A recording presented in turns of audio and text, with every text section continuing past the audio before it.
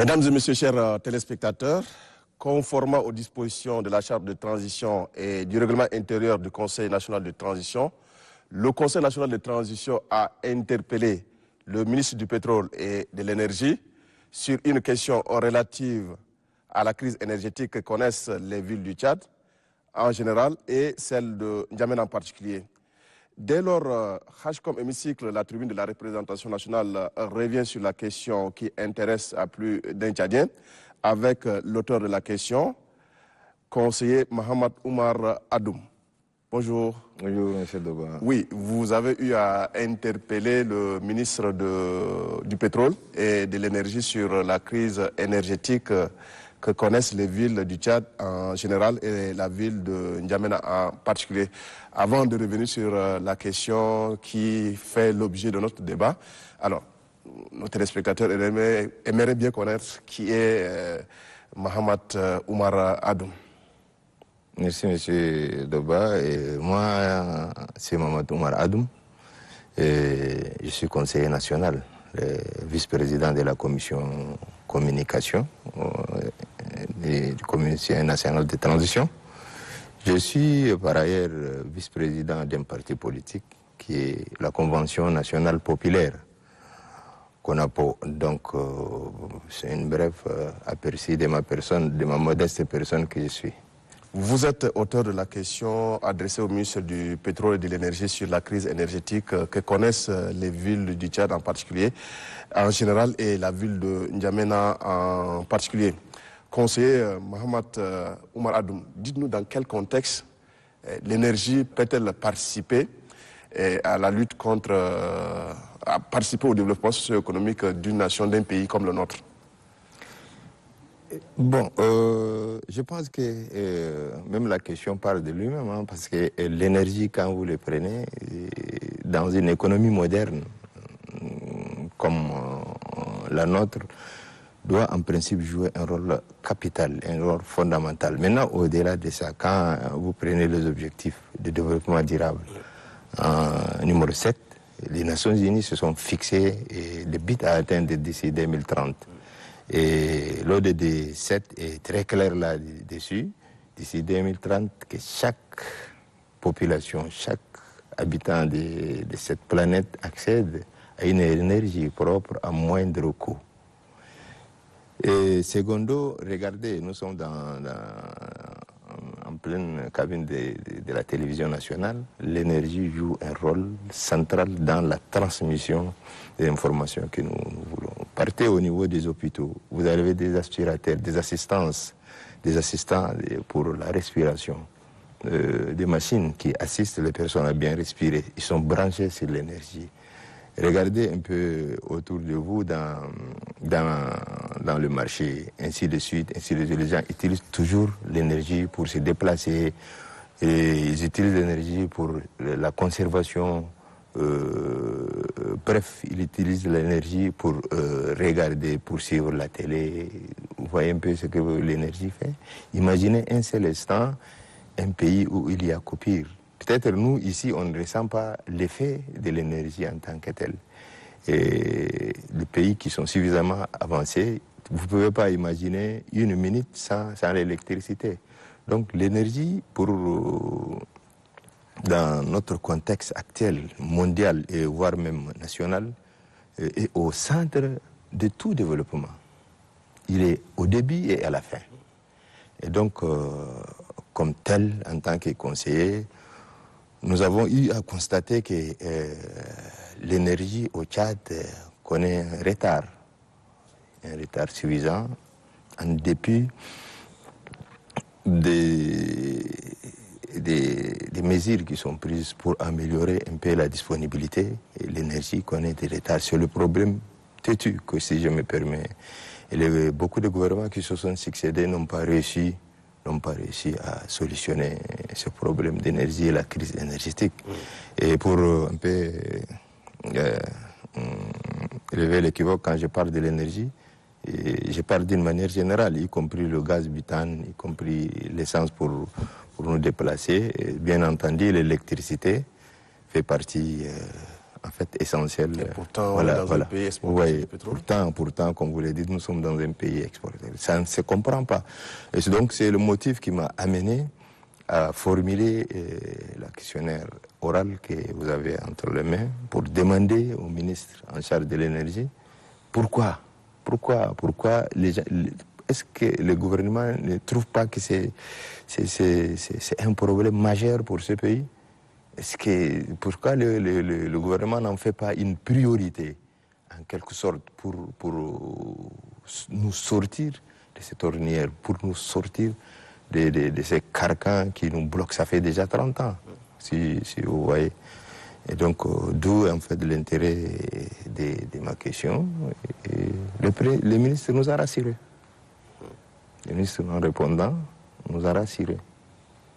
Et pourtant, au sorti du dialogue national inclusif et souverain, les plus hautes autorités de la République du Tchad ont annoncé que les crises énergétiques ne seront que de vieux souvenirs. Et on revient encore sur le phénomène. Est-ce qu'à ce niveau, il y a un manque de volonté politique? Non, je ne dirais pas qu'il y a un manque de volonté politique. S'il y a un manque de volonté politique, c'était dans le passé. Mais après le dialogue, au sorti du dialogue, le président de la République a solennellement déclaré que l'énergie serait en fait un vieux souvenir et que l'énergie sera disponible dans nos foyers en fait. Et donc, tout à l'heure, à l'occasion de notre interpellation, le ministre nous a rassurés. Quand je disais tout à l'heure, le ministre nous a rassurés, c'est par rapport à la volonté politique maintenant. La volonté politique, elle est réelle. Et elle est bâtie sur des stratégies qui sont palpables, qui sont des stratégies politiques qui sont saines et palpables, on peut sentir. Voyez-vous, nous, en tant que conseillers, on fait le tour, hein. On suit le gouvernement dans sa politique publique. On suit le gouvernement dans sa politique publique, on voit qu'est-ce que ça passe. Nous, bon, personnellement, pour en fait arriver à articuler mes questionnaires, j'ai fait un peu le tour du secteur. Et donc, quand je disais tout à l'heure avec assurance que la volonté y est, c'est parce que quelque part, la stratégie que le gouvernement est en train de déployer pour résoudre ce problème, c'est d'abord une stratégie qui est efficace, basée sur la pérennité énergétique. Et donc, nous sommes en phase d'une transition énergétique, parce que le gouvernement est en train d'innover sur les facteurs de production énergétique. Et vous avez, dans le passé, l'un des problèmes était aussi les facteurs de production. Imaginez, la SNE, le coût de production du kilowatt de la SNE est autour de 350 à 300, mini de 300 francs CFA le kilowatt, imaginez. Et quand vous jetez un coup d'œil sur votre facture, et le gouvernement revend à la population autour de 100, ça dépend du tranche, entre 100 et 150. Donc, si vous voulez, le gouvernement est en train de subventionner une grande partie de la production énergétique. Et c'est la production énergétique, moi j'ai cru comprendre que si jusqu'à aujourd'hui nous n'avons pas une production énergétique suffisante disponible, c'est parce que quelque part le coût de cette production était suffisamment élevé pour être complètement inacceptable ou bien impossible que le gouvernement supporte. Et là, quand je parle des stratégies qui sont saines, parce que la politique actuelle, la tendance actuelle est vers un peu le solaire, vers l'éolienne. La tendance actuelle du gouvernement est vers le gaz naturel, c'est-à-dire des machines qui fonctionnent à base de ces, vers le feu lourd. Vous voyez, et donc nous aurons à la fin carrément une production, un coût de production presque acceptable et par conséquent, l'énergie sera beaucoup plus disponible. Voilà, c'est sur cette base-là que moi, je me permets peut-être en tant que conseiller, rassurer peut-être la population. C'est vrai, dans le passé, nous n'avons jamais cru à l'électricité, à la disponibilité électrique. Mais cette fois-ci, je pense que les choses sont en train d'évoluer positivement. La transition énergétique, elle est effective. Et à terme, nous allons aboutir à une sorte d'indépendance énergétique. Et quand je parle d'indépendance énergétique, je parle d'une énergie qui serait produite par des machines qui n'ont pratiquement pas de coût. Et donc, les machines, par exemple? Voilà, c'est l'éolienne, par exemple. L'éolienne, ça fonctionne à coup de vent. Et le solaire, c'est à coup de rayons solaires. Mais est-ce qu'il ne serait pas souhaitable plutôt que le gouvernement puisse plutôt investir plus dans l'énergie éolienne ou soit le solaire? C'est justement, c'est la dynamique qui est maintenant enclenchée actuellement. Selon les informations que le ministre nous a servies dans le cadre de notre interpellation, il est prévu d'ici fin 2023 à peu près 20 MW, 100 MW, autour de 100 MW qui ne soient rien que produits par des solaires. Et peut-être d'ici 2 ans, nous atteindrons à peu près 350 MW. Et avec cette capacité de production, on serait en mesure d'exporter même l'énergie vers les pays voisins. Par exemple, le Cameroun. Nous pouvons exporter, en fait, la tendance est dans ce sens. Et pourtant voilà. Une partie de N'Djamena est greffée sur l'électricité du Cameroun. Comment on pourrait Non, pour le moment, je ne pense pas. Politique. Pour le moment, je ne pense pas qu'une partie de N'Djamena soit greffée sur. Nous fonctionnons sur la base de notre propre énergie. Et actuellement, à peu près, si on ressent, on peut ressentir, quand vous vous prévenez la nuit, la ville est éclairée. Et je ne dis pas totalement éclairée, mais c'est presque éclairé. Et donc, ça veut dire que la disponibilité énergétique y est en partie. Oui, vous dites que la ville est électrifiée. Mais est-ce que il vous arrive de fois de sortir en dehors des quartiers périphériques, par exemple, de N'Djamena? Non, mais j'ai dit, sortez un peu en dehors du périmètre urbain de la ville de N'Djamena. Vous allez constater que la population est dans le noir. Moi, j'ai bien dit en partie éclairée. Et c'est progressif, parce que le problème date de très longtemps. Pour solutionner ces problèmes, il va falloir aller progressivement, étape par étape. On règle d'abord le problème de la production. Après, en dehors du problème de la production, il y a le problème de transport. Le problème de transformation, parce qu'il y a 3 phases pour que vous ayez l'électricité chez vous, et il va falloir passer par ces 3 traitements-là. La production énergétique, la transformation énergétique et le transport de l'électricité vers chez vous. Donc ces 3 phases connaissent tous des difficultés actuellement. Quand vous prenez le réseau électrique, notre réseau électrique est un peu défaillant. Vous voyez un peu, c'est des réseaux qui datent de très longtemps. Il va falloir voir. Et la ville a grandi. Et quand plus vous allez très loin, plus vous aurez besoin de câbles pour transporter. Nous avons aussi des problèmes de transformation. Les postes de transformation, à l'instant, ne sont pas en mesure peut-être de couvrir toute la ville. Et donc même si vous avez une disponibilité quelque part au niveau du départ, ça veut dire que vous aurez aussi à travailler sur la transformation et sur le transport. Oui, monsieur le conseiller, et pourtant vous dites dans votre question que N'Djamena, la capitale de la République, manque cruellement cette denrée rare et les principales villes du Tchad sont laissées à leur triste sort avec une production d'électricité par endroits quasi inexistante. Le délestage est devenu un lot quotidien des populations des grandes villes. Ce que vous dites. Monsieur Doba, il va falloir que vous observiez des choses, des temps, si j'ose me permettre. Mes questionnaires sont basés sur le passé. Sur le constat. Sur le constat réel. Oui. Vous voyez un peu.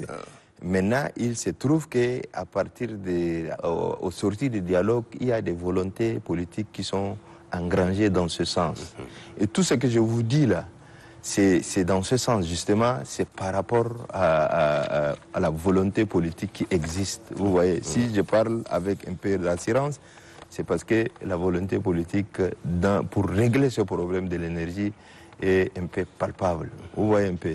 Et donc, il va falloir maintenant attendre un peu, être un peu patient pour que les choses entrent dans l'ordre cette fois-ci et d'une manière définitive.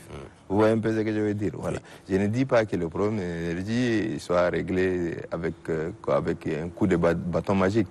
Mais j'ai constaté, je ne défends pas le ministre de l'Énergie, mais c'est un constat. Nous, en tant que conseillers, s'il y a des choses, on les dit. S'il y a de bonnes choses, on les dit. S'il y a de mauvaises choses, on les dit aussi.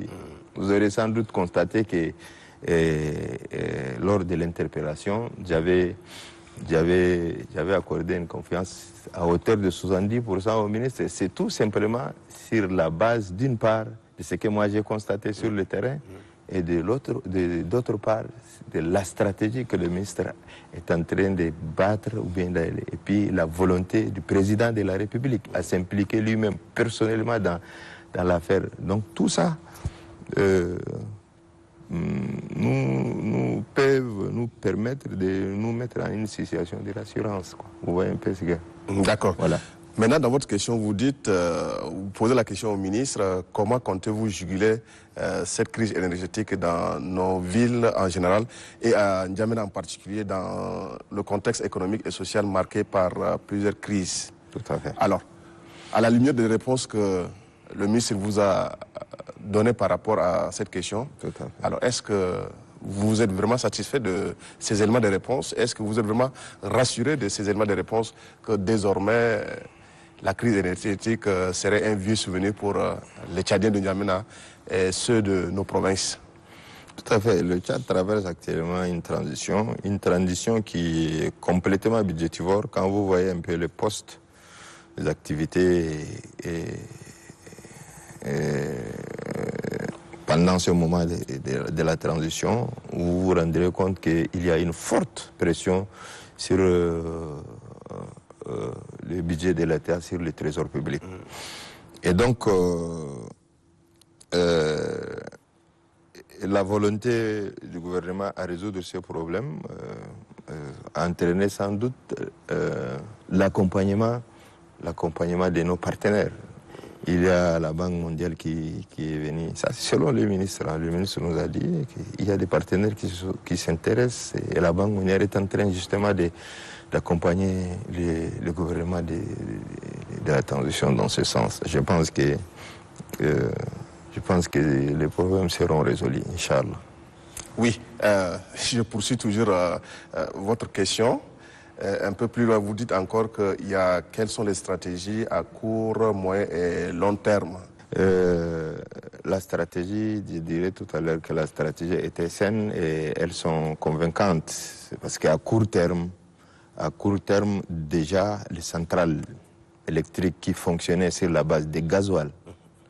Et vous savez, la population a décrié le problème des gasoil. La raffinerie a une capacité, en fait, de production. Tout ça, c'est selon les informations du ministre. La raffinerie a une capacité de 32 citernes par jour en termes de gasoil. Et la SNE, elle seule consomme entre 20 à 26 gasoil par jour, citernes de gasoil par jour. Vous voyez, il reste une petite marge pour la consommation locale de nos engins, ainsi de suite, ainsi de suite. Et donc, vous voyez que le gasoil, l'utilisation du gasoil n'est pas fiable. À très court terme, le ministre nous a rassuré que le central Farchadé est démarré sur la base de fûts lourds. Et le fût lourd est 10 fois moins cher que le gasoil. Et il existe en quantité suffisante pour faire tourner la machine 24/24. Donc le fût lourd n'est pas choyé et il n'existe pas un preneur dans ce pays-là de fût lourd, à part le SNSI, je ne me trompe pas. Peut-être quelques usines. Ça, c'est à court terme. Tous nos centrales utiliseront le fût lourd pour nous produire autour de 100 MW. Vous voyez un peu. À moyen terme, il y a déjà, je disais déjà, nous avons abordé la transition énergétique. La transition énergétique, c'est l'utilisation de l'énergie, la production de l'énergie à base des facteurs de production qui sont verts, comme on le dit, des facteurs de production sains, l'éolienne, le solaire. Et donc, 2 centrales sont en train d'être construites dans ce sens. Des centrales de 30 MW, quelque part à Gassi, et une autre centrale de 35 MW qui vont être construites, et le financement même est déjà acquis en fait. Et l'autre centrale, le centrale de 30 MW de Gassi, est presque achevée, selon les informations du ministre. Et donc, à moyen terme, nous aurons une disponibilité énergétique solaire qui peut peut-être être suffisante pour la ville de N'Djamena. Maintenant, parlons aussi des provinces. Il ne faut pas oublier les provinces. Beaucoup de provinces sont déjà au solaire. Dernièrement, Mongo était inauguré, hein, si je pense bien. Salamat est en voie de l'être.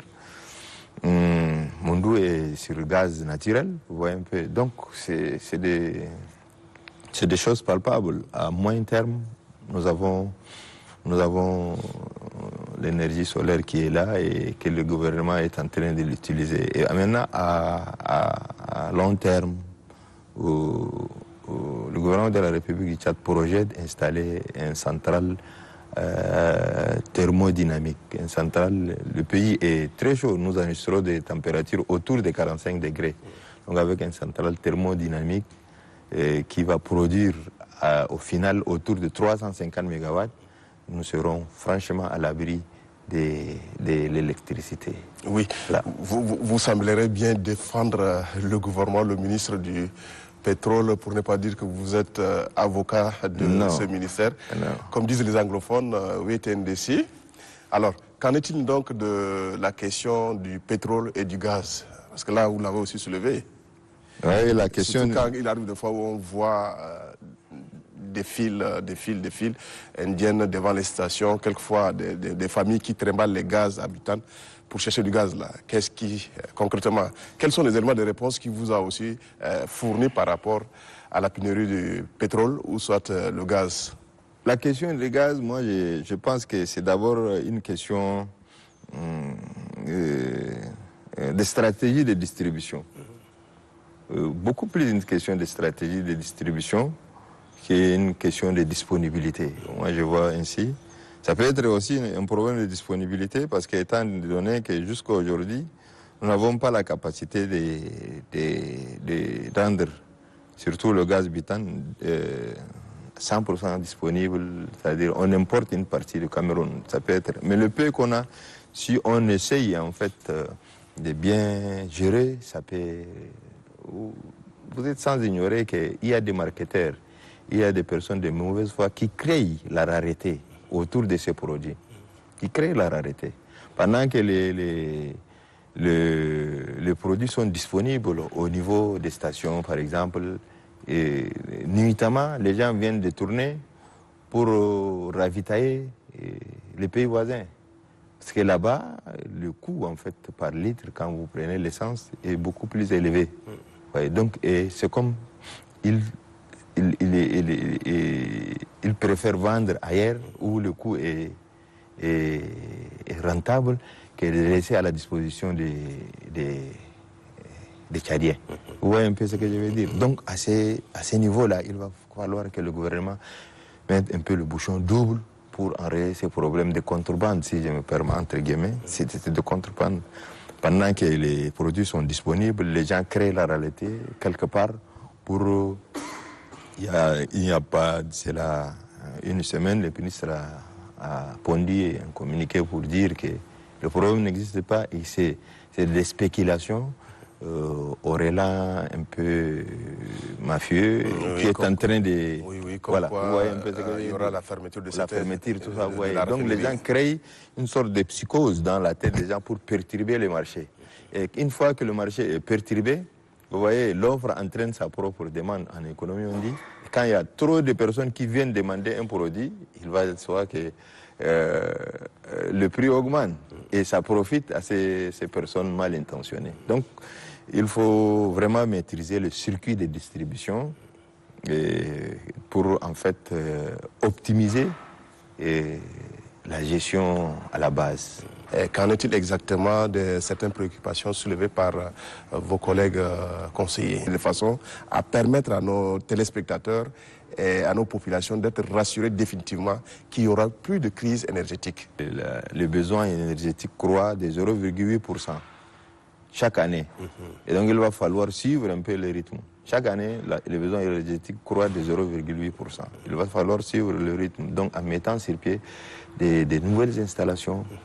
Donc, bref, asseoir une politique qui tient compte de l'évolution de la société. N'est-ce pas? Quand on dit gouverner, c'est prévoir.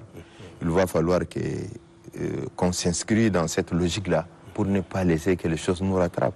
Il faut prévoir, il faut anticiper, et il est le devoir de nos gouvernants de prévoir, d'anticiper sur certaines situations qui sont vitales et pour l'économie de ces pays et pour le social, en fait, quoi. Vous avez certainement touché à la vérité, à la crise énergétique. Plusieurs fois, la question a été programmée en séance plénière. Malheureusement, ça n'a pas été pris en compte. Ouais. Aujourd'hui que vous avez eu cette chance d'interpeller le ministre de l'Énergie et du Pétrole, alors, vous avez encore d'autres initiatives, par exemple, dans d'autres secteurs? En tant que conseiller de la transition, nous allons toujours continuer à chercher là où ça ne va pas. Là où ça ne va pas. Moi, pour peut-être vous donner... Il y a quelque chose, moi, j'ai à constater qui est en train de faire du mal à la population, c'est l'hôpital. L'hôpital, quand vous prenez l'hôpital, ailleurs, il y a ce qu'on appelle la responsabilité des médecins. Vous voyez, et on a l'impression que dans nos hôpitaux, les médecins ne soucient pas de cette responsabilité.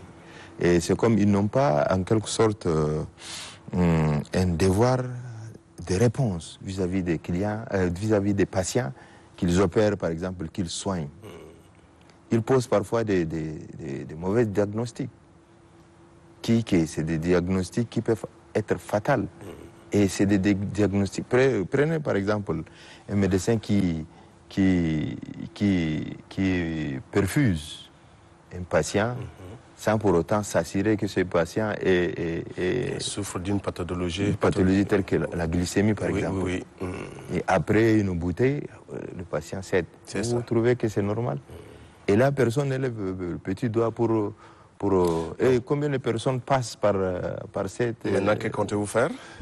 Initier, par exemple, une proposition de loi dans ce sens, par exemple. Nous venons de recevoir sur ce plateau, mesdames et messieurs, chers téléspectateurs, Mahamat Oumar Adoum.